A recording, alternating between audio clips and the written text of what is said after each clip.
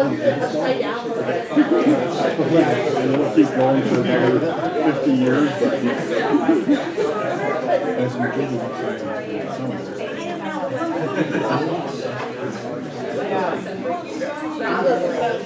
shorter room, smaller.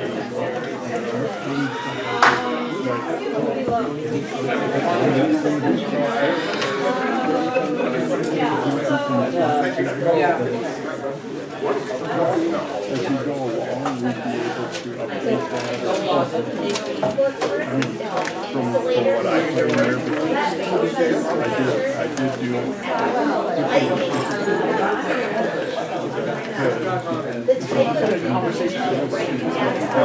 It's good. Well, this is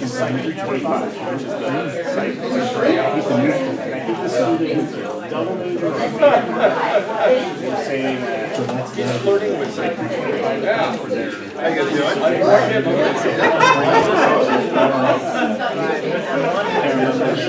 Usually we do. Try not to speak too.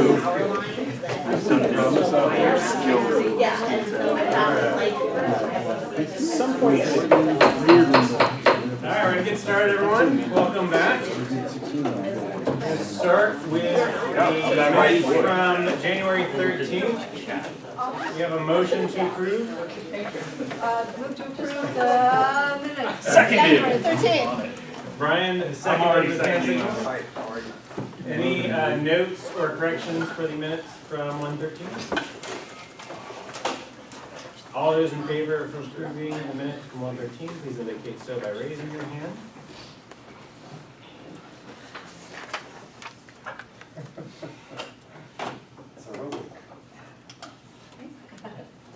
Any opposed? Any abstentions? Alright, thank you. President Shelly. Thank you.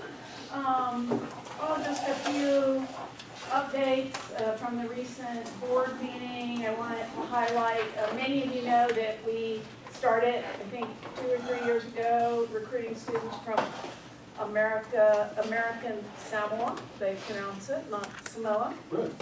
Samoa. So we're all trying to learn to say it correctly. And we wanted to make sure that those students are being well supported. And Neil, where'd Neil go? Here. There he is. He's done a great job with others in student life and ROTC, National Guard. We've got some local community members who are from American Samoa, and they are coming to campus, they're supporting the students, they're getting our students out into the community. So they presented to the board, and people were in tears, really, hearing the students and the community members talk about how important this connection is for them. So I know sometimes there's a fear that we recruit students from far-flung places and do not provide the supports that they need to be successful. And I think in our case, that is not the case. We are doing a good job of helping these students, and we'll continually monitor that. So, Neil, do you want to add anything about that? Just that originally we were invited to come to the island to recruit. It was a thing that some member of their state legislature equivalent asked us to do. The students there, about half of them graduate from high school, but there's no alternative for college other than a local community college, and so that's part of the thing is they asked us to come, and so we've kind of built it from there. Yeah, so it's a bright spot, and I'm sure you have some of those students in your classes, and certainly if you see anything that you think we need to be attentive to, please let Neil know. Also, I wanted to invite you on February 20th. We're going to have a special, it's a regularly scheduled meeting of the Finance Committee of the Board of Trustees.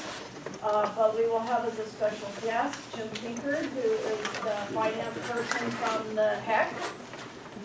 And he's going to come down to really talk with us about the formulas, the ratios that they use to assess institutional financial stability. and also the student success and completion model, the funding model. And we are working really hard in this area right now, so you don't have to come, but I certainly wanted to issue an open invitation if it's something you're interested in and you would like to learn more about this to help us all advocate more effectively for better support for SOU. There will be that opportunity to learn a lot more. I don't have all the details yet, but keep your eyes tuned for that email that comes out from Joe Mosley that announces the meeting of the Finance Committee. Jim's a good guy, and we're happy that he's taking time to come down and meet with us. Finally, I just came from a meeting of the President's Athletics Advisory Council. This is a group I formed when I first came to make sure that we have broad representation on this group. We have faculty, students, staff, looking at our athletics programs, monitoring student success, student retention, scholarships, numbers, all of that. So there has been no decision made yet, but they are looking seriously at the addition of 1 or 2 new sports. This is something that many universities do to boost enrollment. We added soccer a few years ago and wrestling, and it did contribute to enrollment. And since we have had enrollment downturns, we are looking at that. I've asked them to do a really good financial analysis. They've developed a tool with the help of Josh Lovern and Bo, what's his name? They have a tool that is analyzing fixed costs, marginal contribution, and all of that. So at some point, they'll make a recommendation to me, and then we will make a decision. And I believe they came and spoke to the Faculty Senate when they added those other sports maybe 5 years ago or something like that. So I just kind of wanted to give you a heads up.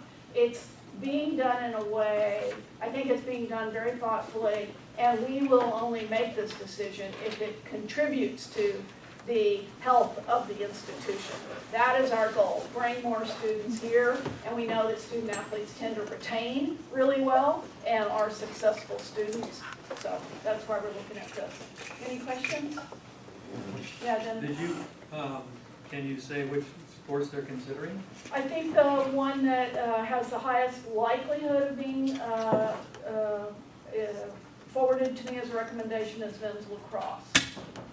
Possibly also women's lacrosse. So there's a variety of ones, but each one has a different financial analysis, and it depends on, do we have the fields, do we have those kinds of things. Yeah. But men's lacrosse, we have a club team now, so. Also, did you say how many students we have from American Samoa? Did you mention that? Is it 38? 38. 38. Oh, no. So we started with maybe 8 or 10 or I something. think 14 or something like that was the original. And then we've added more, and, And 58 have been admitted for fall of 20. Is that right? How about Hawaii? we always How recruit are there. we doing in that regard? I mean, Pacific Islanders overall are up. It doesn't break out, at least the overall data doesn't break out Hawaii, I think. I don't know off the top of my head, but we can get that if that's something you'd like to see. well, I know we have been there every year. I mean, at least, having registrations there. Yep, That's it's right. continued to be a feeder for Yeah. us. And just one more thing about either Hawaii or American Samoa. A lot of universities go there to find football players in particular. And we, especially around American Samoa, have not done that. We have gone with an academic focus. We want to meet the educational needs. We may also find a football player there, or we may take Matt, but our focus is on, they don't have a higher education option. And we do offer them the same rate as WUI students. So they are getting a bit of a, they don't have to pay full out-of-state non-WUI rates. Many of the poverty rate is quite great. The average family income is what? 22. 22,000 or something. So we can do some real good for these students if we support them through completion, which we're definitely trying to do. Okay, that's it for me. You sure? Any other questions? Okay, just Melissa, for your minutes, since you said men's and women's on the sports thing, it was men's soccer and women's wrestling Oh, yes, and we Yes, added, for the previous point, yeah. but right now we're looking Yeah, at men's yes. lacrosse and potentially women's lacrosse or others, but. I don't have much, I had a lot last time, so I'm just gonna mention that the GSWS major was approved, as was the transgender certificate at the Academic and Student Affairs Committee meeting last week. Oh my gosh, it seems like it was a month ago, 2 weeks ago. So it will now go to the Provost Council at our meeting in Salem on the 13th of February, and then on to the HEC for final approval. So Helen did a great job, as did Carrie, and the board was blown away by the quality of the presentation and the program and the thinking that went into it for our students. So it's exciting, and more to come. What about the minor that got for it? The trans studies. No, it was a certificate. That didn't go to the committee, actually, yeah. They don't have to approve. Minors are, certificates, I think, have been going forward a little more regularly to that group. Any questions for them?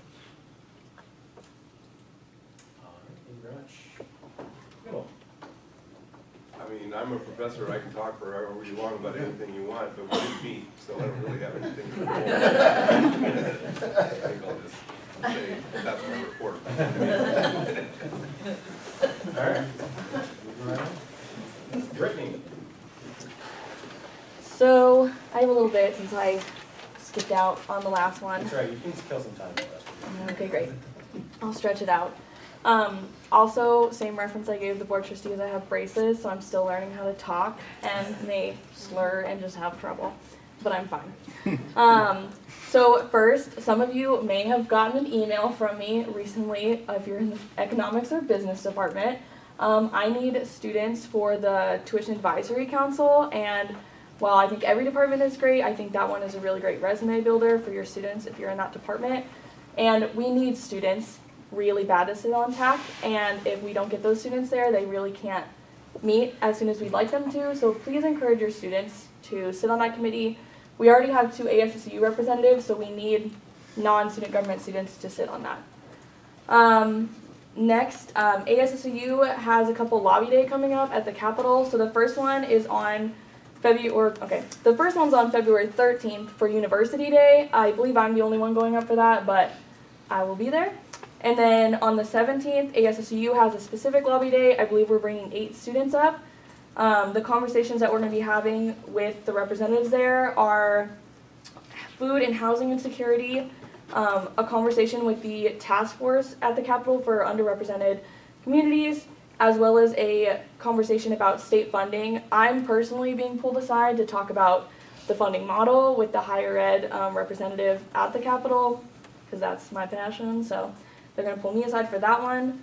But we have about 8 students going up there. Mainly our goal is to talk about, in the underrepresented task force, the Crown Act. If you don't know about that, I would encourage you to look it up. It's a really great legislation going through, hopefully, to protect natural hair and discrimination in the workforce. If you don't know, a lot of students face a lot of discrimination, especially in like business, that their hair is not viewed as professional or appropriate for the workplace, and then they're not hired or lose their jobs in those settings, so this is a legislation protecting that. I will be going up to the HEC on the 21st for a funding model meeting. There's only 3 more meetings left before the official recommendation kind of goes to Jim Pinker and then goes to the HEC to really work on this, so hopefully we can get some work done there. Let's see. And then ASSOU has an ad hoc this year that's working on state funding and tuition. I think we're going to obviously be doing advocacy, but a big task we're going to be taking on is kind of a statewide campaign we're encouraging for students to talk about why they believe they're a resident, because the state does not count students as a resident unless you graduated from a high school in Oregon. and I understand the legislation about that and why, but especially there's a bonus that goes to students of color if they are a resident of Oregon, but if you know Oregon's majority white. So there's a really good chance that many students of color who graduate are not getting that bonus back to the school or that awesome award, right? It goes to the school, but still, it just doesn't make sense. So we're going to be fighting for that kind of and saying, why am I a resident? Why do I deserve to be a resident in your eyes? And then finally, I believe a couple meetings ago, I told you all our student fee that we set it as, right? Well, we increased that now because we got all of our requests for next year for how much people want for student fee, and I believe we went over 300,000 more than in the past, which meant we now have to cut even more than we were expecting. So we're estimated to cut about $400,000 from the student fee this year from all the requests. So if we didn't increase it, it would have been an even bigger cut than $400,000, which is going to cut a decent amount of programs, unfortunately. So they raised the student fee, incidental fee specifically, to $372, which is a $25 increase from the current year. We set the green tag fee, which if you don't know funds just environmental projects on campus, kept it at $13, and then we increased the recreation center fee to $104, which is a $9 increase. Unfortunately, I say unfortunately because it's unfortunate, that does bring our total student fee to $498, which is a pretty big student fee. But also we understand that the student fee programs that are offered help keep students at the school outside of their normal classes. So it does fund a lot of great programs. So the students decided that was a really good decision opposed to having to cut more programs. Any questions? What's the percentage of that increase? The 400, or is it all of that? The total increase. I don't know the total increase. I can get that for you next meeting. But We figured it was over 10%. it's probably, I would guesstimate, like less than a 10%. They tried to do as little increases as possible, but I'd have to do math, and I'm not a math major right now, so. Give me two numbers. Give me two numbers to see last year. You gave us nothing else. 372 and 25. I'll do this service. You said $498, is that per term, by the way, or is that per year? Yeah. Per year? Yeah, it's per So term. that's the Per new- term. Per term. Per term, yeah. And what's the old figure per term, you know? That's what we need. Yeah, so the old student incidental fee would have been $347. Now it's $498. No. So you have to, okay, let me give some backstory here. $25. After recent legislation, they count student fees now as the green tag and the recreation center, right? Okay. Our past experience with this is the incidental fee was the only student fee. This is the first year that we're packaging all three of those fees together, which is why I don't necessarily have those numbers with me right now. Okay. It was a recent thing brought to us probably in the past month that we had to quickly do. Yeah. So it was the incidental fee that went up 25? Yes. And the rec center also went up 9? 9, yeah. If you wanted, according to the ESC report, the current incidental and green tag fee is $360, and the student rec fee is $95. Then you can do math, Kimball. That was three numbers, I said I wanted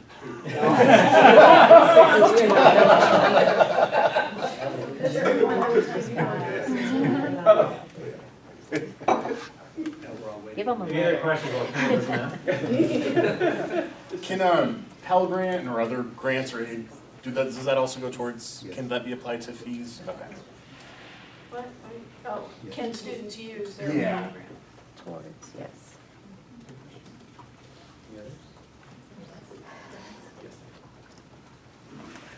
Are we doing an analysis of how this impacts our overall affordability compared to other I've asked Neil. institutions? Yeah, I am a bit concerned. I want to support the students in what they're doing, but I'm also concerned about how it impacts our competitiveness and our overall cost of attendance. So I've asked Neil to do an analysis of that. My understanding of the process is I get a chance to either agree or disagree, and then pass it on to the board, and they can agree or disagree. We cannot set a different fee. We could reject their increase and ask them to go back and do it over.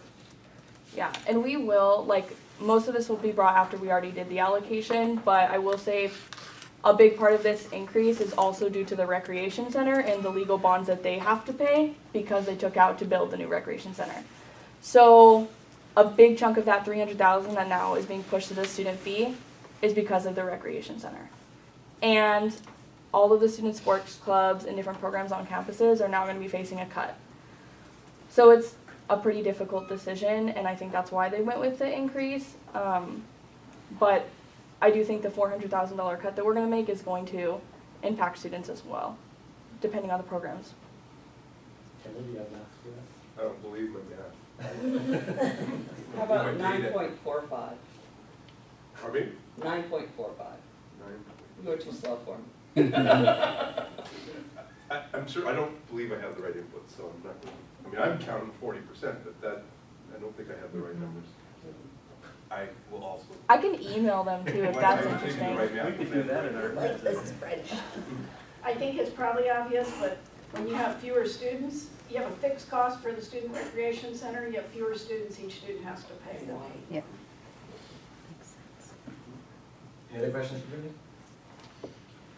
I was on the Tuition Advisory Council, thank you for mentioning that. The HB 4141 requires 4 students that serve, I chair that group, so I'm anxious to get us going and meeting.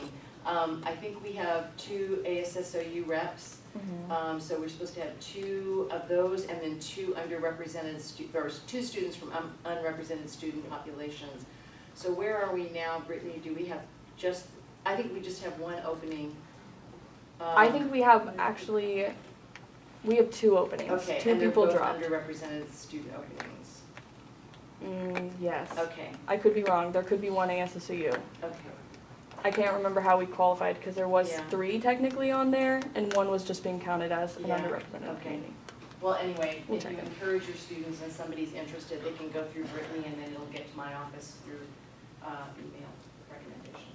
Thank you. Next up, we have, we've invited Neil and Sue to speak to an issue that came up to advisory council.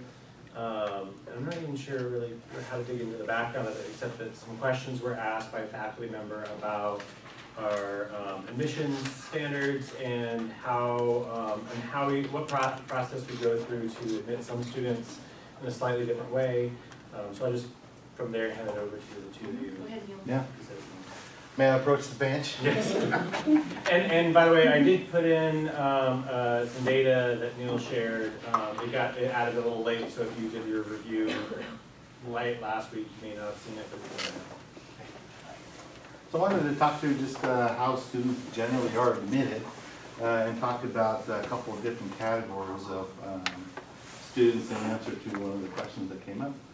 So students send in their application. We obviously ask them for transcripts, we ask them for test scores, and we ask them, those are the 2 main things. And so as we look at a student's eligibility to attend SOU, we look at the performance in high school or the performance at a transfer institution. And the first and foremost thing we look at is GPA. And that's most indicative of their future success. They're more reliable than test scores. And so I was pleased to see one of the key performance indicators that people like me look at is what is the academic profile of the incoming class. And for fall 19, we increased the GPA, average GPA, as well as the average test scores of our students. So the admissions group on our websites, which is typical, promote an average GPA of our students. And last year's class had a number to look at, which is 3.3. The fall 20 class will look at a 3.4 average GPA. So what happens to a student who falls below an average, or how comfortable are we with the lower average GPAs students? So one of the provisions that we have is we have an academic appeals or or admissions appeals, or admissions policy, or not policy, admissions appeals committee. So an admissions counselor will receive an application. They generally do the first review and say, you know, GPA 3.6, you're good, GPA 2.75, and it smells a little funny, let me look. And so oftentimes, if test scores or GPA fall within a range 2.5 to 7.5, the student generally will be admitted with the counselor checking in with the committee. The committee is made up of our 2 associate directors, Ian and Zach, as well as a couple of evaluators and admissions counselors. Sometimes, as the director, Kelly will weigh in on particularly interesting cases. Most commonly, a student has a really poor year or family situation in 9th or 10th grade that shows promise after, and so we want a little bit more vetting. We ask students to submit, if they're in a committee status, we ask them to submit essays, letters of recommendation, academic letters of recommendation from their high school counselors. We don't ask for their parents to write them a letter, say Billy's really nice, please don't do anything. And as well as resumes and what type of performance, kind of a portfolio. So we're fairly, one of the terms is a holistic review. So the committee looks at all these factors for a student. We're really generally uncomfortable to 5-ish and below with admitting students, particularly if we can't fit them into like a bridge program or some sort of home where they'll get support at the institution. That's the general process. So we have a committee that looks at students in a holistic manner. We do admit sometimes based without test scores. We know test scores aren't the be all and end all. There's a statewide lawsuit in California right now. State of Oregon folks like me are talking about what do we do about test scores, and that's one of the proverbial questions is what do we do about test scores. So the two, one of the things that carried over from the OUS days is from Oregon high schools, we need to see 14 core credits in subject areas. So three years of math, 3 years of social studies, 2 years of language, that sort of thing. If a student is deficient in that, maybe a 10th grade English, they had a D- or something, that will be reviewed by committee. So we have some flexibility in that. And over the years, I think one of the questions was, are we admitting more or less students by committee? And we had institutional research looked back, and that percentage is dropping. So anyway, one of the questions was, what are we doing with our standards? Police report that they increased. Our number of those going to committee has decreased. In the special admit population for students with missing maybe a subject area is slightly increased, but kind of look at things holistically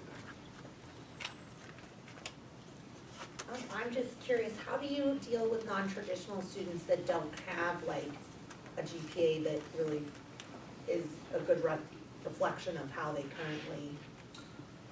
Well, they have to graduate high school somewhere, Right. So that's our first point. Yeah. Okay, so Yep. you could go back to something 20 years ago and that Correct. would be, okay. We have to show that a student has completed secondary high school or Okay. secondary education. So whether it be GED or high school, we'll look for both. We do admit based on GED as well. So if a student doesn't have a high school diploma. I don't know if you misspoke or I misheard, but did you say that the percentage of admit by committee is going up or down? The admit by committee, so it's, we have 2 categories that are put into Banner, A5 and A6. So the percentage of admissions by committee has gone up from 1% in fall of 7 to 9% in fall 19. The percent of admit through special admit is what it's called in Banner. That's the subject deficiency. That's gone from 31.8, 32% in fall 7 to 21. So those two combined is an overall reduction. That's the point I wanted to make clear. So over the past few years, part of the practice in admissions is to get more eyes on students who are on the borderline. So that's some of the increase in the committee as well as we don't just give full carte blanche to a borderline student. Do we have raw numbers instead of just percentages for that? For, so what would be like last year, what was the A5 versus the A6? So Campbell, so on a 650 new freshmen, you know, roughly 30% of our students come in A5 and A6. So 90 about. Neil, would a homeschool student often go to a committee because they have a non-traditional type of transcript or something? They would likely go to a committee. They've got the standards that they also show, so GED, homeschool, and others would likely go to a committee as well. Neil, is DFL deficient in foreign language? Correct. And is that also part of the special ed med, or is it considered entirely a different category? That's one of the old OUS carryovers. It's kind of an interesting, strange thing. So just so I understand, so the 10% that are currently admitted by committee, those are just people, students with low GPAs or low test scores. They don't have any other deficiencies in their applications that the committee would have to overcome. That could be, so they're not mutually exclusive. So if a counselor receives a file or an application that they feel uncomfortable making a decision themselves, that can go to committee. So it may be a deficiency in subject matter from high school, it may not be. Well, Chris said they were mutually exclusive. He said if you didn't have the subject matter from high school, you would be in the category that was missing that subject, and if you were special, that was a totally different thing. So sometimes there's an A5 and an A6 put on a student. Okay, so they go across. So I guess to answer my question then, what other things would they be evaluated for other than low GPA? What other deficiencies might they have? Test score? Well, other than test score and GPA, there's only two you named. So you're saying everyone in that category either has a low GPA or a low test score. There aren't other deficiencies that the committee's looking at and waiving. Is that correct? Correct. Correct, okay. Thank you. But these are 10% of the students that 8 years ago we wouldn't have admitted, right? Potentially. I can't make a call on what. Well, I mean, we didn't have that category then. We only had special admit, which only means, I mean, you only have to get a C- in those 4 subject areas. It's not like a real high bar. So I'm really surprised that students can meet that bar and still have a problem with GPA that needs to go to a committee. I guess that's a little confusing to me. But it doesn't seem curious. I mean, it seems curious to me that 10%, there's been a 10% drop in enrollment in STEM this last year, sudden. It seems very coincidental to me that when you're now admitting 10% of their student population who would not have qualified 5, 6 years ago, and those seem like students who are unlikely to pursue STEM degrees. Have we looked into that data analysis at all to see if there's any connection? It'd be easy enough to check. Yeah, and that's, you know, the drop in STEM is not just new students. So admissions, we're just talking new students. Well, there's a funnel going on. To reach the 10% effect, you know, if 4 years ago it was only 4%, well then those students are still moving through the system. To hit the 10% would take till now, and we're actually, the students have all moved through when we have lower percentages. So I guess I'm just asking, it's an easy enough hypothesis to test, given the data. I'd be glad to do it myself. But it does, I haven't heard a good explanation for that 10% drop, and it just seems coincidental that we're now admitting 10% of our students that we wouldn't have admitted 5 or 6 years ago. It seems Yeah, I really think odd that's to me. fairly convenient and some assumptions built into that. Really? So I gotta Okay. say, STEM did not drop 10%. Well, that's what I saw at the beginning of the year. Our ending numbers in fall were not good, but we were not 10%. All right, what were we, 8%, 7%? So, Look at I got, it for you. I got really a matter. question Come on, about Brian. the DFL. So if the deficiency in foreign languages is an admission requirement, are students required to complete that in order to graduate? So, not in all cases. The deficiency in foreign language is more, it's a graduation requirement that we try to track through admissions. So we can admit with the DFL flag on their record, and then at that point, the graduation experience, when they evaluate for graduation, look at whether or not they completed it while they were here. And if they didn't complete it, does that automatically disqualify them? No. No. There are exceptions made for that. So if there, next question is, do we need the DFL if it's no longer a part of the OUS? That's a great question. It's being discussed. Okay. Yep. Enthusiastically being discussed. Yes. We talk a Yep. lot about belonging, but we label students deficient from the minute they walk in without the foreign language, which is the majority of students. Yeah, it's confusing, and you should appreciate that. I know one of the other embedded questions in this whole inquiry was, what are these minimum standards and how have they changed and by what process have they changed? And I'm sorry, I'm not having a good day, but I'm looking around on our website, I literally don't see the high school GPA requirement on there. I mean, I see the one about C- in the college prep courses. Yeah. And I think I see something in here about minimum scores for ACT and SAT. So I can see how you would make your decision as to whether fine you're in or, you know, off to committee. Is the high school GPA here anymore? Average high school GPA is posted. Pardon me? Average GPA. That's not the We question, do is not, it? we do not post a minimum GPA required to be in So we have no. Correct. But generally But speaking. That's pretty standard for universities, because they try to create a profile of what a successful student at the university would look like. And they don't want to discourage a student who, say, has a 2.99 as opposed to a 3.0. And so that's the way, isn't that right, Neil? Yep. The way Maybe we call it holistic, to capture that. Dennis? So Neil, do you have a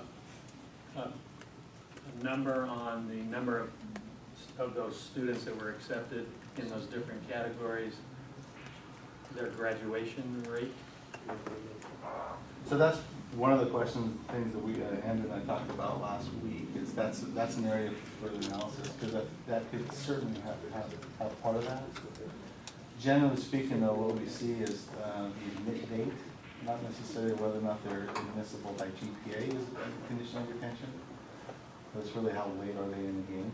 But like if you have these numbers that a student is in one of these categories, you would also have if they graduated. Correct.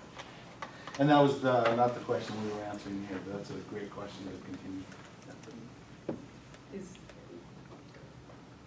Are we discussing this to see what to do about the situation? You know, I mean, should we change our standards or offer more support, or why are we discussing? The question came to advisory council, and so we looked into it and invited Neil to come and get some information. That's it.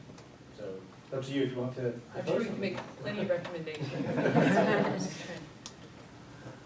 just had a question, because a lot of institutions are getting away from the SAT and the ACT, just standardized exams in general. Is that something that you guys have considered? Yes. And I mentioned earlier, in some cases where students just don't have the means to take the test over and over and over again, we have made admissions decisions based on that with a strong GPA or essay or other experience. It's a conversation that my counterparts at Oregon are having at one of our upcoming meetings. Oregon State is really pushing it, as well as some of the institutions in California are pushing because of that lawsuit. So one of the comments I made at the board meeting is, you know, we'll use it if we have it, but test optional can be helpful for students. Sorry if I'm just gonna be squeaking on this, but I'm pretty sure there was a day in my last 32 years that we had a minimum high school GPA in our criteria. I was simply asking when and how that might have changed, because I don't remember the Senate voting on such a recommendation. My memory's by far not perfect, I just wanna know. Apparently we did have one, and I believe it did get lowered once, and now I'm hearing we don't even have one, although I'm hearing you also think it's an important criteria upon which to base admissions, and all that's fine, but I just would like to know, I guess, now I'm a student, well, when do I go to committee and when do I don't, based on a GPA standard that isn't even advertised? Well, it is, just because you can't see it in the last 30 seconds doesn't mean it's not. That's true, that's why I asked, is it here? Yeah, good question. So, the policy that SOU has towards the minimum admission standards doesn't exist. So the policy, the academic policy for admission standards is you have your immunizations done. That's the extent of our policy. Now, practice may have changed in years past, and I can't quite speak to that. But our current practice is to use, generally speaking, that GPA of advertising an average to give students kind of a sense of what type of student comes through. I found it. Where is it? I'll send you the link. Thanks. You're welcome. So what did you find? What is it? The minimum GPA says applicants' high school graduate requirements, they should have 2.5 as a minimum GPA. It says that in the catalog? No, it says it on our webpage. That's one of our promotional sites to give students an idea of what the minimum is. But it's Well, not I can set in answer your policy. question when it went away. I was on the academic policies committee when it did, when our administration changed the catalog without notifying faculty senate, without taking it through the academic policy committees, and we were notified anonymously by someone who is still a senior administrator here, and it was quite an uproar. And that's why I looked into this again when I started getting students that I felt were unusually unprepared. I mean, I know we get a mix of students of various qualifications, but I was getting students that didn't appear to have any sort of classroom experience, which I thought to be very odd. So I looked into this more, and I was afraid that maybe something very similar happened again, because it was quite astonishing that our administration did that. It was about 10 years ago. And I guess they hadn't put it back in the catalog, but yes, it was not approved by faculty senate. Well, one of the reasons I support this coming to us is I wanted to get that history, and if we're not ready to give it now, then let's look at it. I think he's referring to me, and I don't have. I'm not referring to you, you were provost, you were associate provost. Oh, okay, but I don't remember that happening. I remember conversations at policy, but I Yes. don't remember the change. That's why you were invited to policy, Sue, is because we were informed by. I was ex officio on that committee. Right, and you defended the decision after the fact, but it was never brought before the academic policy. And I can dig up the minutes if you want, I was the No, secretary, that's so I fine, have Kevin. them. I'm not But yes. disputing your recollection of it. I might have a Okay. different characterization of the conversation, as we've said, but. Yes, but that's why I was so sort of perturbed when I saw these numbers, that we were now admitting 10% people that we wouldn't have admitted 10 years ago, after we sort of cleaned things up a little bit after the last time we started admitting too many people that we shouldn't have been. And that was really, we were 35% or whatever special admissions at that point. All right, I'd like to recognize Brittany, please. Yeah, I know this conversation's a little all over the place, so I don't know the exact point of this, but I will just add in that I do think it's, from the student perspective, a great thing that we maybe do not publicize exactly the minimum GPA, because that may discourage students. I know myself, I had a very low high school GPA just due to working a lot. The past ASSU president also had a low GPA, and we both are graduating hopefully with honors at SOU. So in my opinion, I know for a lot of students that doesn't necessarily show your potential at the school. And so I really think it's great that we're maybe getting away from that a little bit. And maybe that's a new sign to higher education and where it's going. I like that the trend of SAT scores is higher, has gone up. But it's higher than what we're publicizing on our website, our homepage. We have 1020 on our homepage, and this other document has us at 1147. So maybe you're using different data sources for that, but that's significant. It's a difference. I think it's a website issue. Okay. I can just speak on the fact that I teach one of the entry-level science classes, and we have had to advise a number of people that they can't take it because they do not come in with the ability to take the math, to take Gen Chem. And I have only been here, this is my 4th year, but I have seen us having to ask more and more people to wait until our winter term Gen Chem to take that, because they're not coming in and testing into that math score. Now, that's just how it is. If we're going to be letting people with lower GPAs, then they're gonna have to start one step lower and work their way up the ladder, which is perfectly fine, but it might be taking them then a year longer if they're not coming in with our 4-year sequence being able to start right away, right? So more 5-year students is not necessarily bad, but if we want to get through the chemistry program and we're coming in with a 2.4 or something like that, you know, they're not always going to be able to do it in 4 years then. Yeah, following up on that, you know, I've seen an increase in number of advisees who have no math score at all. And so what is done with a student who is deficient in math, for instance, to make sure they are doing that? Like, you know, I get students who are now getting up to their junior, senior years still haven't taken their math. I think that's a question that's right up Suzanne instead of mine. Well, I'm gonna defer to my math colleagues, because they have the process probably pretty well articulated. I mean, there are below 100 level math courses, and those courses are available to those students. We don't want them to have to take a bunch of those, and I think there are 3. That's what I was deferring to you, because I can't remember, there's 95 and 65 and 60. yeah. Sue, I can speak to that if Thank you you. want. But I think there are 3, and hold that thought, Sherry, and those have been available for a very long time, as long as I can remember. They Would don't it? count toward the major, but they do count toward your 180. This is, what I'm saying is that these are students who've never even taken the test, so they don't even have a score. don't They come don't know, in. they don't know if they can take Punch which Sherry, credit because they that's take. her area. So we have multiple ways that we place students. One, we use SAT, we use ACT. We will use their Smarter Balance scores if they're an Oregon high school student. But those will only place them into something at the Math 243 level, at most college algebra. They're not reliable at higher levels. And then we just adopted a new placement test system that's called ALEX, which actually is a little bit more diagnostic. It's one that's using some machine learning, and it looks at where their weak spots are, gives them opportunity to fill those gaps in, with the hopes then that they don't get placed into 95 when it's only a small piece they're missing, but that they can fill that in if they've learned it and it's just rusty. I probably could quiz a lot of you and you won't remember the quadratic formula, even though I know you all learned it at some point. That's the sort of thing. You just forget what you don't use. We have nothing though that says a student has to do their strand D math as a freshman.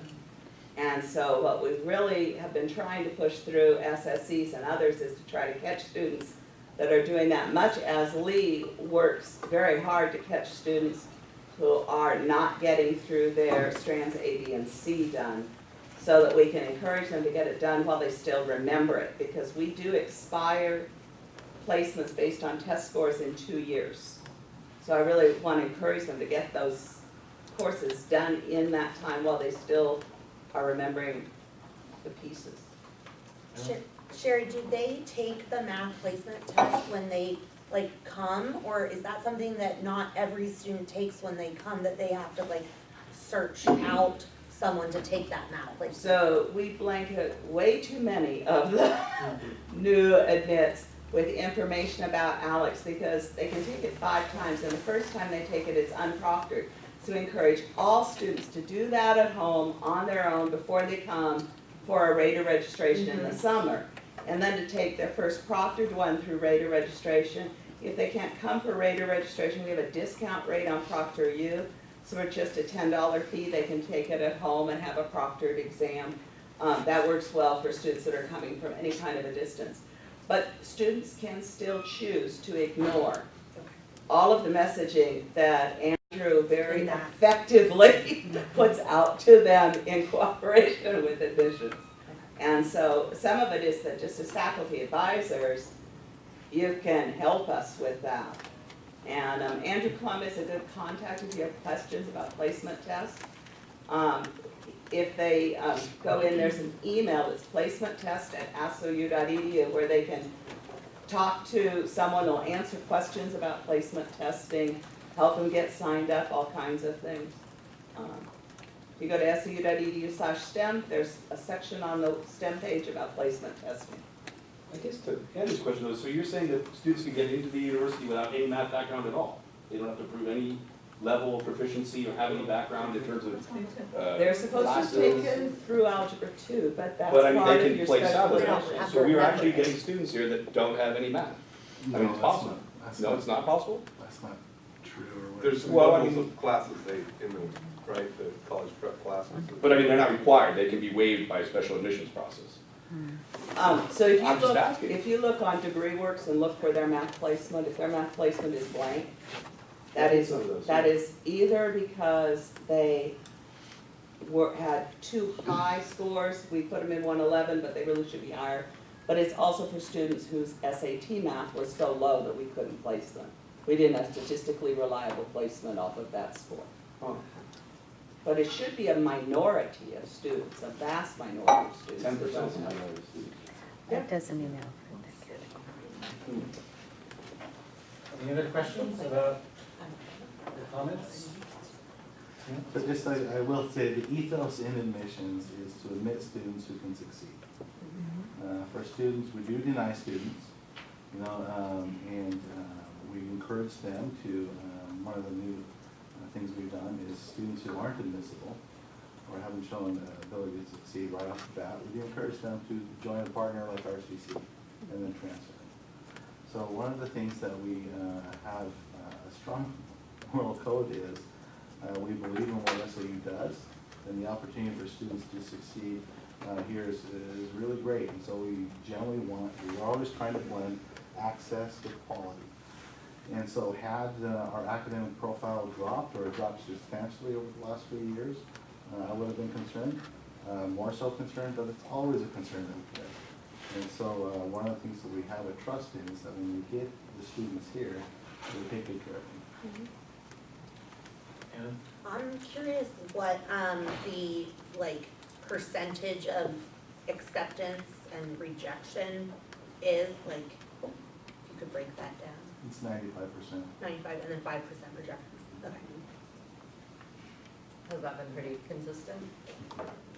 So if we do want students to succeed, I think we should take a data-driven approach. So I would ask that you could bring to the Senate perhaps an answer to the question that was asked earlier. How do the students succeed based in those three categories? I mean, is there a difference in how well those students retain and succeed, depending on what admission category they were in? Sure. Thank you. All right, we're going to move on to our next thing. Thank you very much, Neil, for coming in and talking to us about that. All right, so next up, we do have, as we discussed in our last meeting, the unusual circumstance in which I've asked for volunteers, and we've gotten more than one qualified volunteer, so we're very excited to have with us our two candidates here today. They have provided statements in the drive, which I hope everyone took a look at. But I also wanted to invite them to say a few words if they would like to. I don't want to show any favoritism, so do you guys want to draw straws or? Welcome, Vince. Hi. I think it's been 4 years since I was at a faculty meeting, and I think we were talking about GPA back then. And it leads me to say something along the lines of, in keeping with what you had to say, as a provisional admit in 1977 with a 1.9 GPA, this university, this institution has been a wonderful gift in my life, and so I'd always and forever keep that in the center of anything I've done. You got the thing that we sent out. You have a decision before you. I'd very much like to do it. It's the kind of thing that I do in a number of different ways. It's actually the kind of thing that I teach. In part, is the forecasting, projection, trying to figure things out into the future. And I think this is an important discussion. GPAs and the like, and how we bring people in, and how we support them, and how we build on that. We all know where we are now. Cutting is not a growth strategy. Treading water isn't either. We need to figure out how we can build programs that are meaningful to today's generation and the next. And that takes a lot of work, a lot of time, a lot of effort. And I'm excited to have the opportunity to do it, but that's your decision. And I'd be happy to answer any questions if you'd like. Questions for them? I was trying to go with the brief thing that Kim was talking about. I was going to just say, my report, I don't have one, we didn't meet, but. Right. Mark. Do you have something that you've been thinking about that we ought to be doing that we're not, that would help us grow? A pet project, a crazy idea? A pet project? I know you'd have to run it through the committee and all, but. Oh, no, I thought that it would be if I was appointed to this, I just had I don't have one myself, I just wondered if you did. No, I think that you have to do that through taking a look at what's out there and what we're best suited for. I mean, have we optimized what our strengths are? I mean, our theater strengths, our business department, our STEM. Have we optimized those? And then what's the next level that you would add? And I think that's a thoughtful review that you don't want to get too far ahead of with your own ideas. And I think that's the work of a committee, of a collaboration. Okay.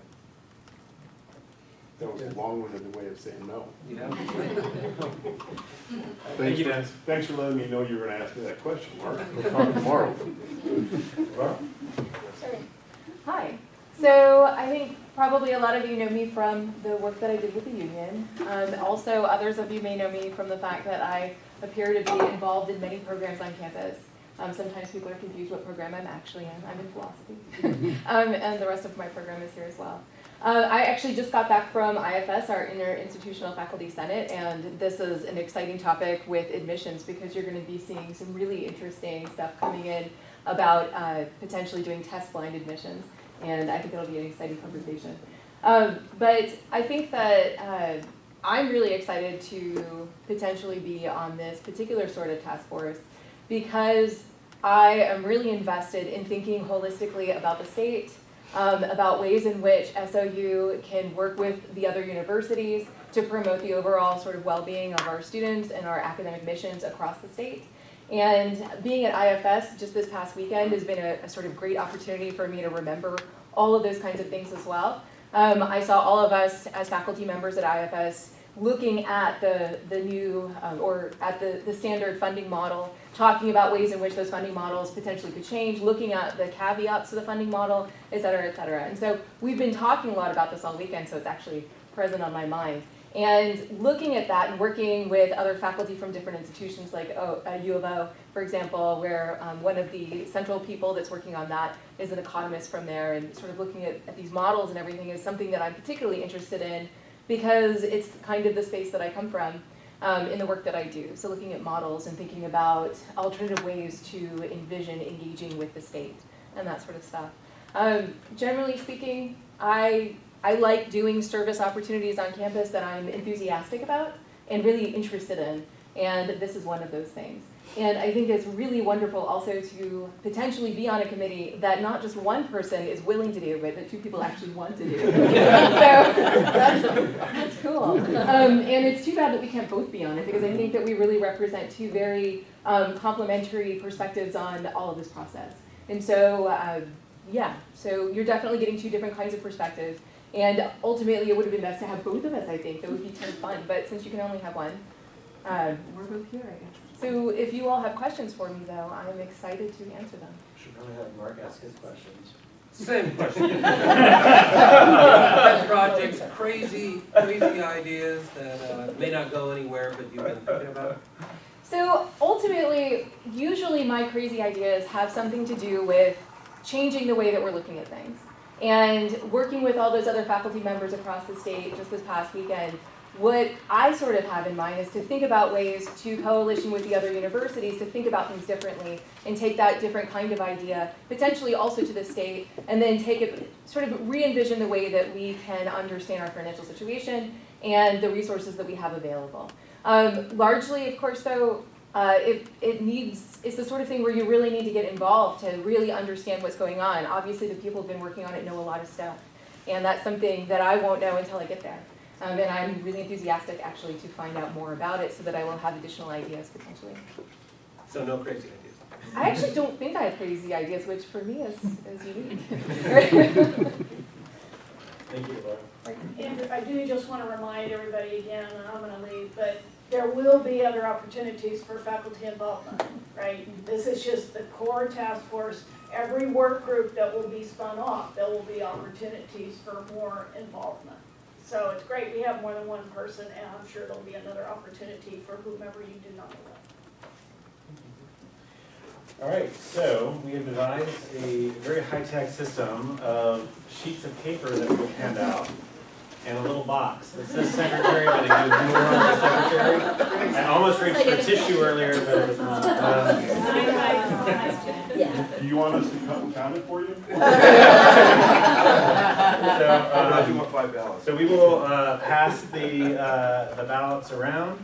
I think I counted that there are 19 of us here, so please don't make it a tie so that I have to choose, because I don't want to be the tiebreaker. I respect both of these colleagues. Did you bring more magazine letters?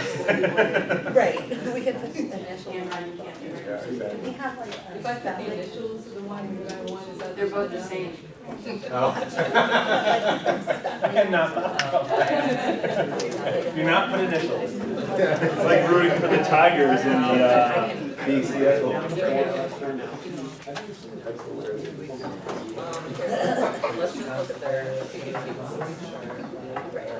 Please hold your.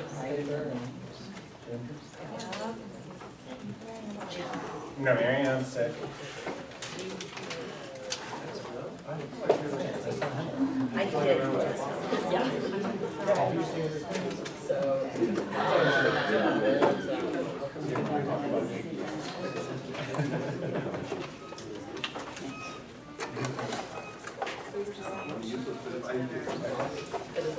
I guess we'll just roll on it now. You can't proceed.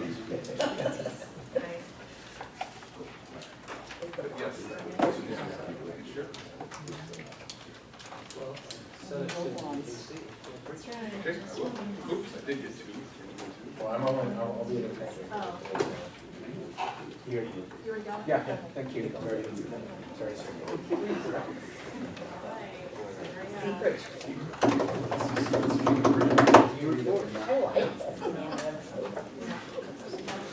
Need a drum roll.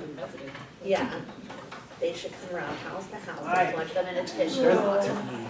There's a sadistic part of me that goes to tie. No, All right, so- who has to cast the So vote? you know what attention for a second?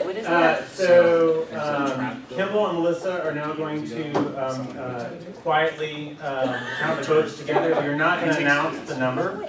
AC decided that we thought it was just best if we just say who won and leave it at that. I suppose unless I end up having to vote. Then we'll know.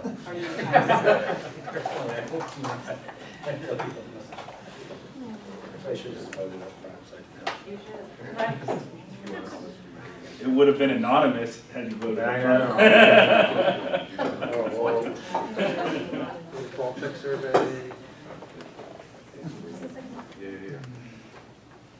I feel bad for you, Andrew. Talk more. Just because it is.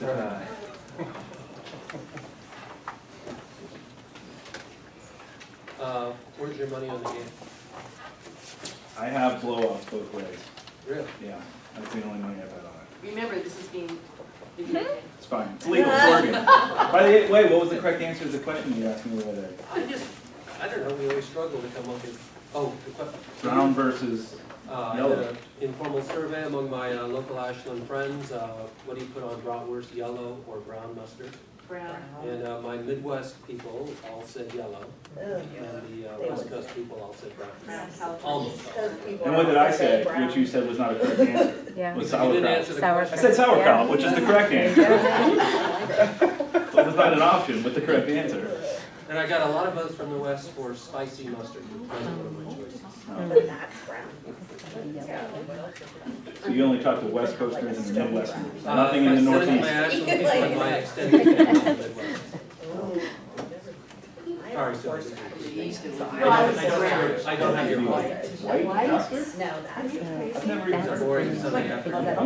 That's why I was saying sauerkraut. Yes. You're never gonna be able to eat that one. Somebody didn't vote, did they vote?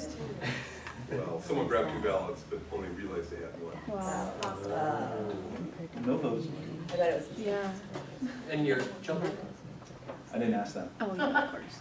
can you predict? Yeah, they would all say yellow. They would all say no. Yeah. Oliver eats yellow mustard on everything. That and ketchup. Donald Trump wins, I'm really sorry.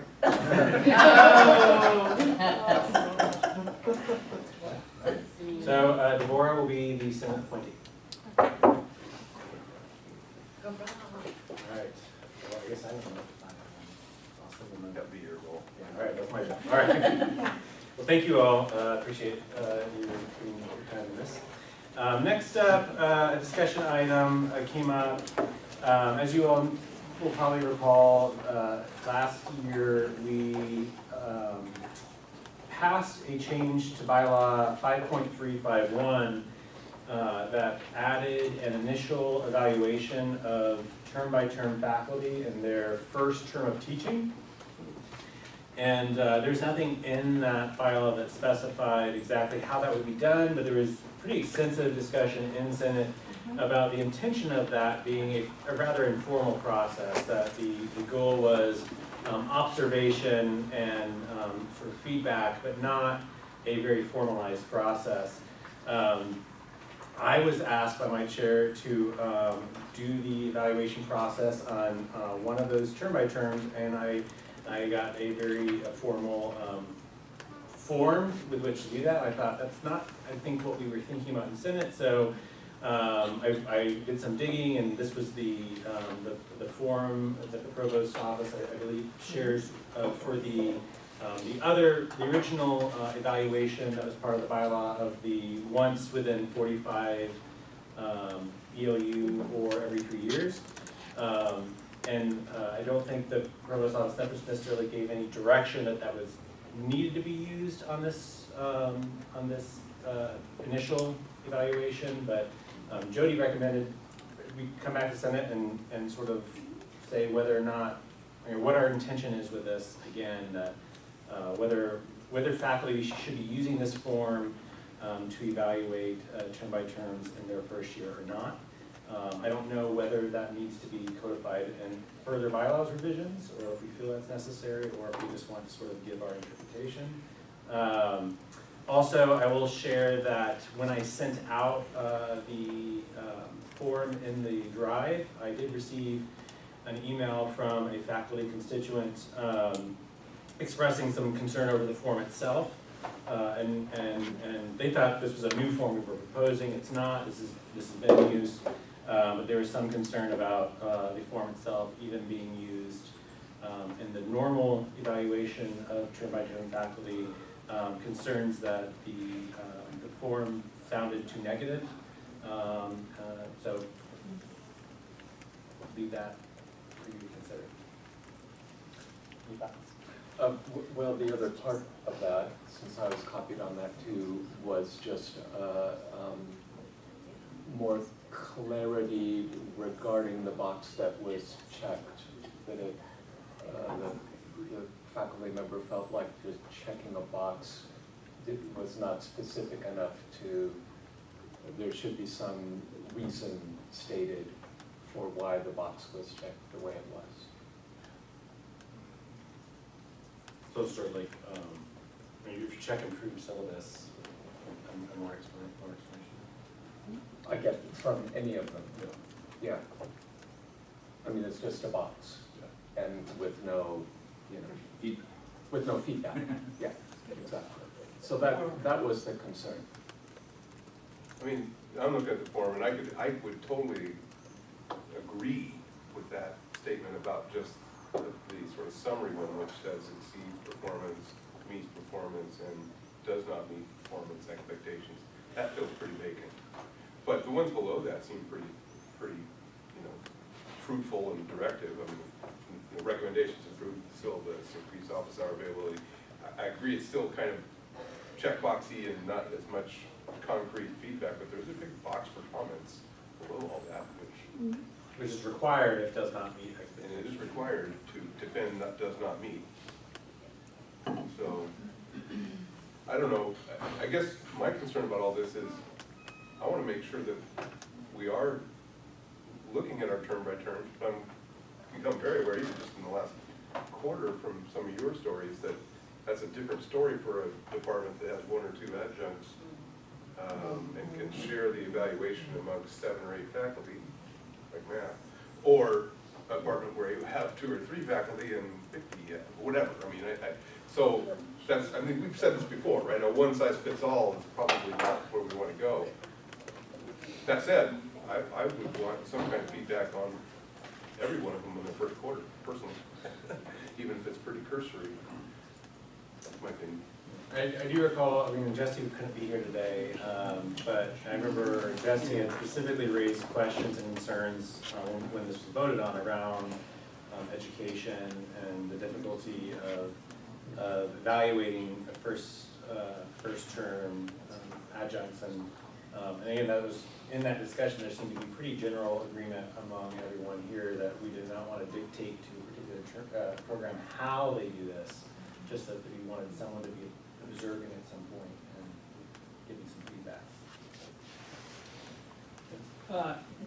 Was it only one term to be evaluated, or every 45 ELUs? So it was both, so Because this the doesn't change say- in the bylaw. This doesn't say, like, one term. Yeah, well, the form itself has outdated, language in it, but the new bylaw that's now published in the bylaws is that A single all term. term by term in their first term of instruction, Yeah, that's what I thought, yeah. and then at least, once again within the 45 DLU.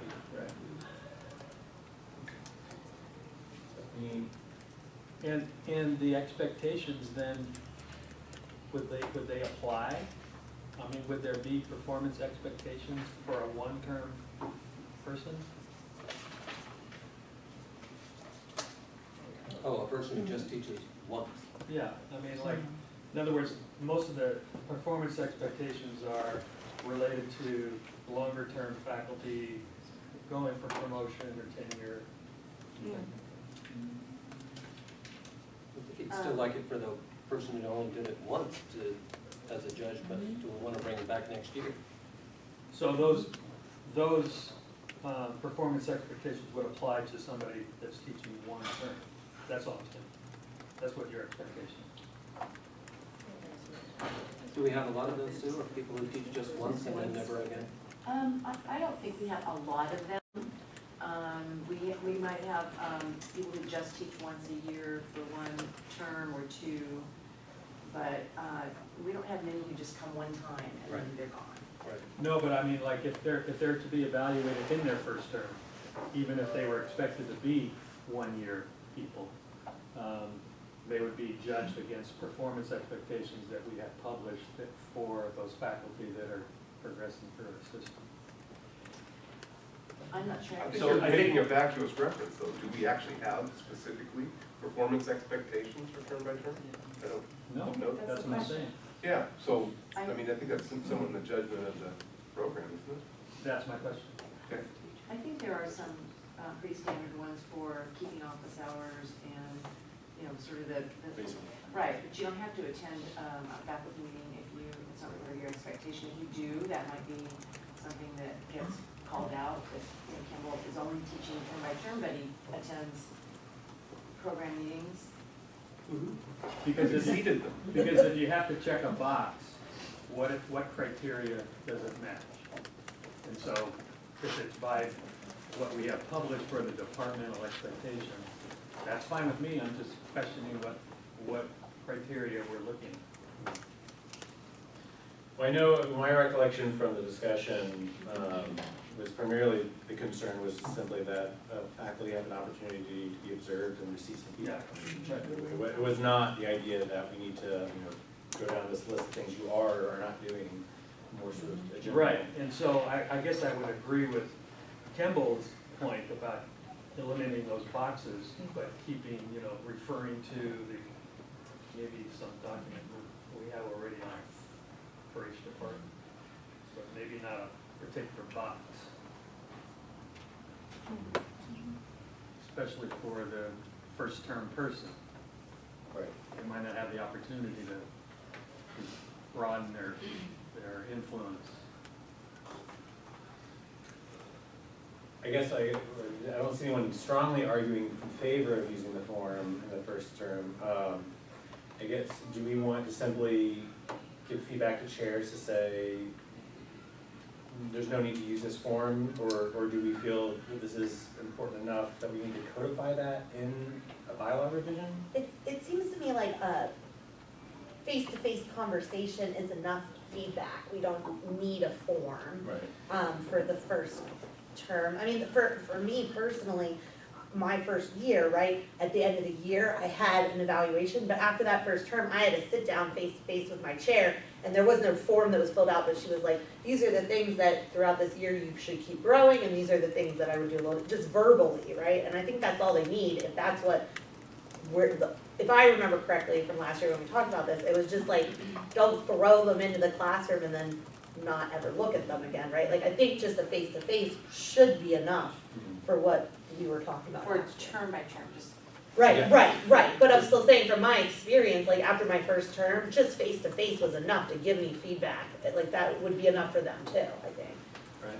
So instead of calling it an evaluation, can't we just change it to feedback, which is, I know, ambiguous, but really all we're trying to do for the term by terms is just, you know, as a new chair, if I hire somebody for the first time, here's your expectations. Teach the class, answer emails, you know, show up for office hours if it's an on-campus thing. There's very limited, you know, if you have issues, talk to your chair, and if I observe them, I just say, here's how you can be a better at those, here's how you can be a better teacher. Recommendations, take them. So it's not necessarily an evaluation, because I think, you know, as Dennis was saying, the evaluation is based on criteria that are in the bylaws for term by term. It's just, please teach for us and do it well, and here's how you can do it better. Yeah. Is it important to have something in the file to say, oh yes, look, this was done, oh, last time we said that they should talk more slowly or something like that? I mean, is that important to have just a document of feedback? That's awesome, that's exactly what I was gonna say, yeah, I think it is important. And especially if there are problems. Because I wanna just point out, people rotate through chairs. There's somebody who taught for you 2 years ago, and that chair has, since the previous chair is retired. I mean, it's helpful to have something there, and I sure call feedback, but especially if there's problems, it seems like having a bit of a history is helpful for the institutional memory of each program. Prior evaluations is one of the basis for annual evaluation. Prior evaluation is first. So that would speak to having one. I think we should have one. I guess I would also say that some of the people that start as a one-term adjunct really have career aspirations, right? You know, they would want, you know, a track record of what they're doing. You know, they might start off at one term, but now they want a full year's appointment, and then they want a 3-year appointment, and so I think that's typical of some of the people we have. So having a system in place on what they're expected to do, whether it increases over time, or whether it should be clear so that they have something to meet. We are a little bit over time on this, but may I ask your lead to do the following, which is, may I give advice to the chairs not to use this form, but to please document and memorialize in some way the feedback so there's a record of it, while also asking the bylaws committee to consider some little more detailed language. I don't think you have to tell them not to use the form. You can use this or. It's up to you. Yeah. They don't have to. Okay. That work for everyone, more or less? And the detailed language is to, more detailed language in the bylaws, to what objective? To clarify that it's open, but that some documentation needs to be in there. Okay, Does that make sense? sure, it seems just as vague as what we have. So I don't quite know why I'm doing it. Well, it seems that people do want to give programs options to do this in different ways, but also want to think there should be some documentation. And I think the documentation should, here it says, only documentation if you're not meeting expectations. But I think we'd like to say that we want to see, if you are doing things well, that that's documented too. I mean, I think there should be some, some verbiage that talks about it rather than just boxes. Where does the documentation live? Yeah, that's where I was Share headed. Because if you're not doing that, if you're not showing that form, then there's no way to know that you're in compliance with the 43 or 45 or whatever it is, or every 3 years. And so that's a great question. That was where I was headed. I'm guessing Sue's office. I don't know whose job that's going to be. Well, I worry about, we document it and then the chair goes and they've got figures that we never see again. Right. We've had 3 new people in Miriam's job since, Miriam left, and that was like a year and a half ago, so. How about before we talk to the Constitution Committee, Advisory Council talks a little bit more about this. Does that work? I don't have something to report to you next time.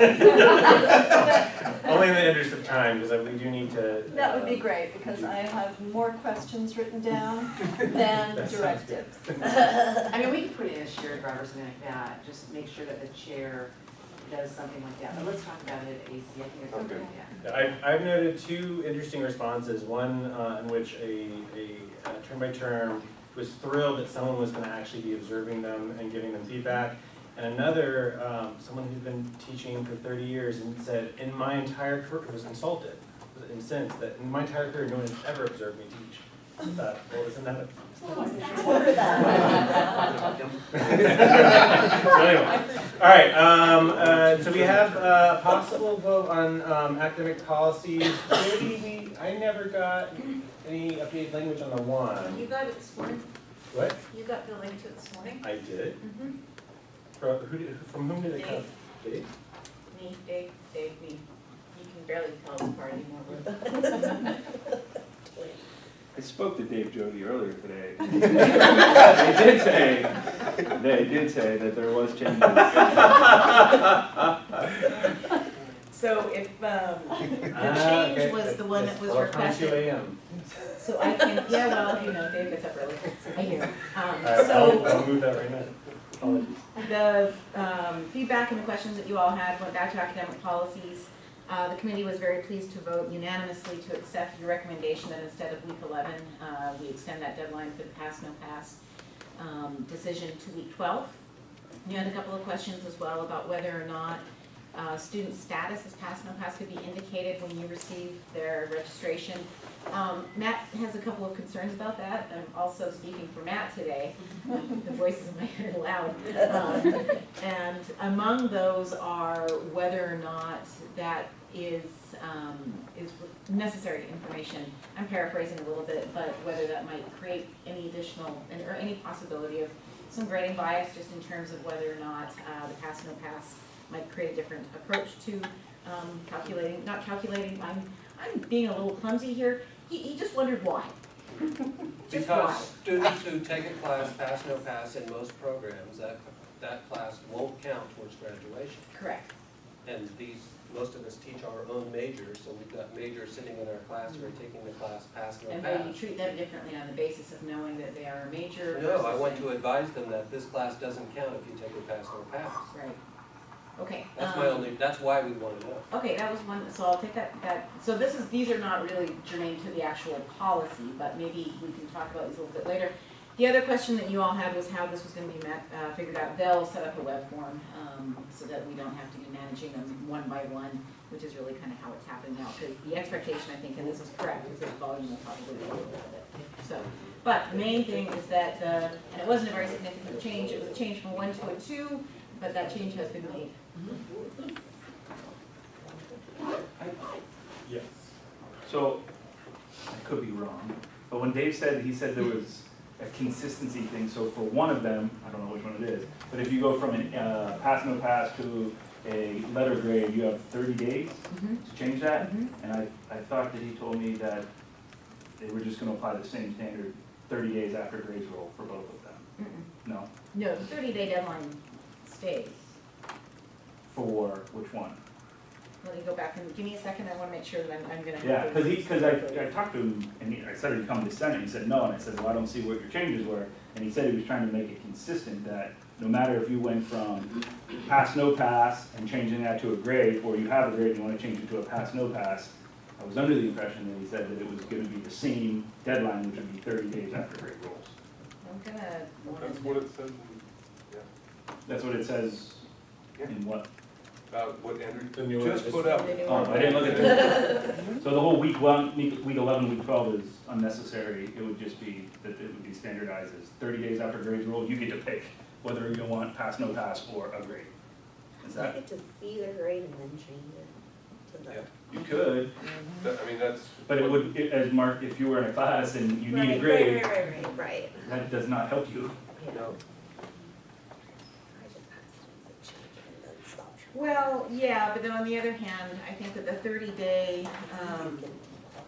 Well, I think that's a bigger question actually, because that can affect 30 days after posting a grade.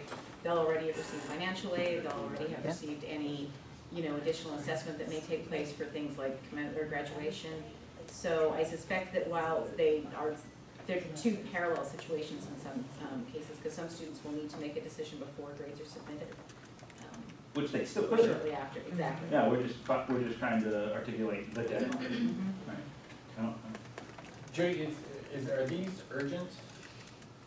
Do we need, No, so we don't need to move on these really quickly? I don't think so.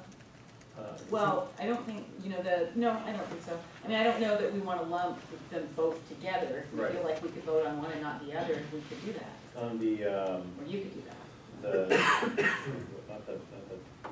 the removal of accredited, the non-regionally accredited institutions.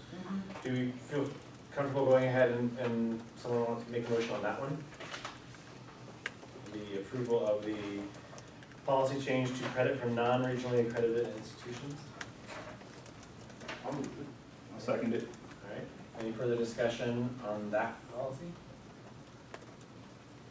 All those in favor of accepting the recommendation of the policies?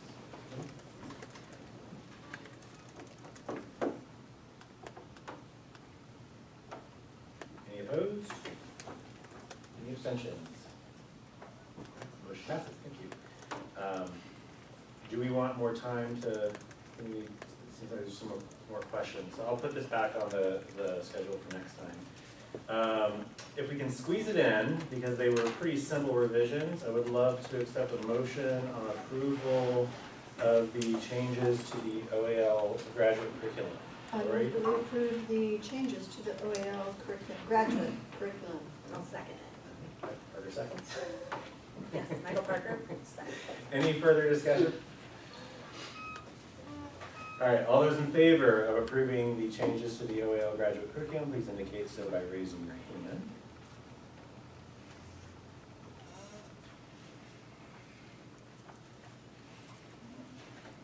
Any opposed? Any abstentions? All right, that motion passes as well. Any announcements or new business? The 19th annual criminology and criminal justice lock-in event is going on Friday, February 28th. We have a real low enrollment this year. We have only 41 students at this time, and we have more law enforcement and CCJ professionals coming to present than we have students. So Andrew put it on the drive. I'm also I don't have a lot of colored flyers. I had a student put up, you should see them in your buildings, I hope you do. But if you could announce in your classes about it, that'd be great. Students can either sign up for the 1 credit, it's just 1 day, half a day, on February 28th, and get 1 credit for it, or they can pay a $10 registration fee, and that's because we do a pizza party at the end.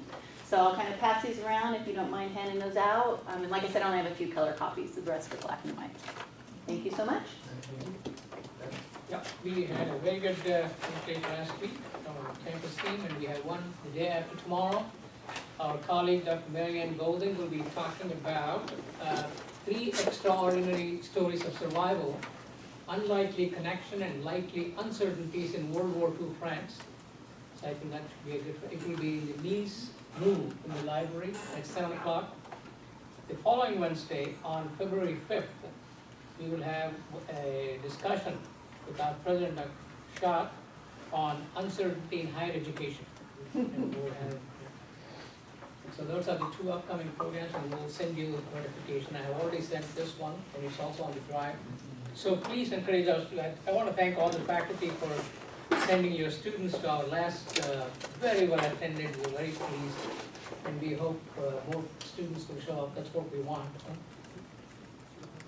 Thank you. Any other announcements from you guys? I have 2 things coming up in the library. February 12th is our winter term long nights against procrastination. So we'll have all kinds of things, food and special guests like financial aid and student success coordinators and all of that, like we always do. And then on the same day, that's also when the applications for SOAR open up. And so we really want to encourage students to apply for SOAR. I think, I'm not sure actually how when that closes, but they're open for quite a while, but they'll start on February 12th, so there's presentations, there's all kinds of options. Who are the coordinators of SOAR now? It used to be Paul and Deb. I'm just wondering who it is. Well, it wasn't Jeff? Paul for a For number many of years, years, it was and Jeff Gaten. Jeff. And then there's now a committee, I think about 3 years ago they formed a committee.